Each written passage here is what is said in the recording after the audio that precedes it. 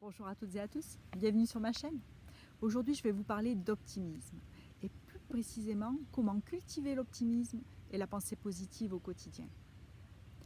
Pour commencer, je voulais vous partager une citation qui dit « Nous ne voyons pas le monde tel qu'il est, nous le voyons tel que nous sommes. » Car oui, nous avons un regard différent sur la vie, sur les événements, selon que l'on est optimiste ou pessimiste. Par ailleurs, de nombreuses études ont montré que les optimistes ont une capacité de résilience beaucoup plus importante et de façon générale sont en meilleure santé. Alors autant adopter une attitude positive, vous ne pensez pas? Oui, mais comment? 4 astuces que je vais vous proposer. La première, c'est tout simplement décider d'adopter cette attitude optimiste et positive, car cela dépend de vous.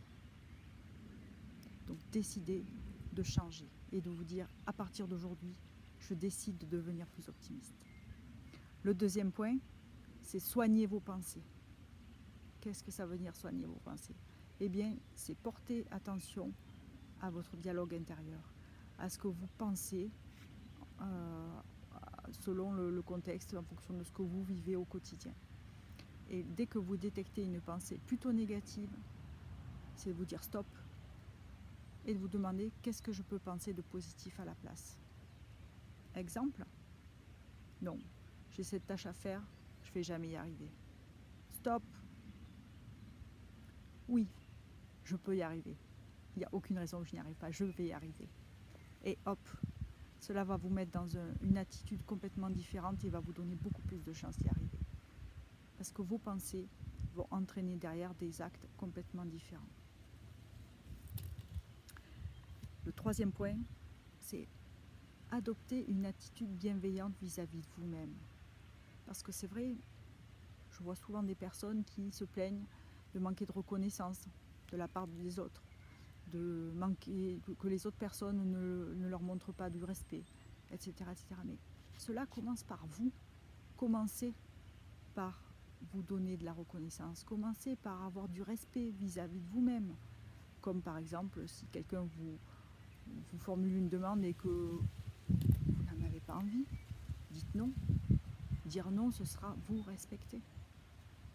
Donc, ayez cette attitude bienveillante vis-à-vis de vous-même. Formulez-vous de l'autosatisfaction quand vous réussissez quelque chose, peu importe dans votre quotidien. N'attendez pas forcément la reconnaissance des autres, même si tout le monde attend ça et même si ça fait du bien. Commencez par vous-même, vous apporter de l'autosatisfaction. Qu'est-ce que vous risquez? Moi, personnellement, j'ai un petit truc tout simple qui me fait beaucoup de bien, c'est que lorsque je réussis quelque chose, que je suis fière de moi, je me fais des petits bisous sur la main comme ça. Ça peut vous paraître bête, peu importe. Trouvez quelque chose de votre côté pour cultiver ça. Le quatrième et dernier point que je veux vous proposer, c'est entourez-vous de personnes positives. Pas forcément facile, ne croyez pas ça. Vous avez peut-être autour de vous des personnes qui se plaignent à longueur de journée, qui ressassent leur mal-être, qui voient toujours justement le verre à moitié vide. Alors, peut-être que vous ne pouvez pas complètement rompre la relation avec ces personnes. Et peut-être que vous pouvez choisir de les voir moins souvent, de les appeler moins souvent. Et à contrario, focalisez-vous et entretenez beaucoup plus les relations avec les personnes positives que vous avez autour de vous. Et je peux vous assurer, ça fera toute la différence.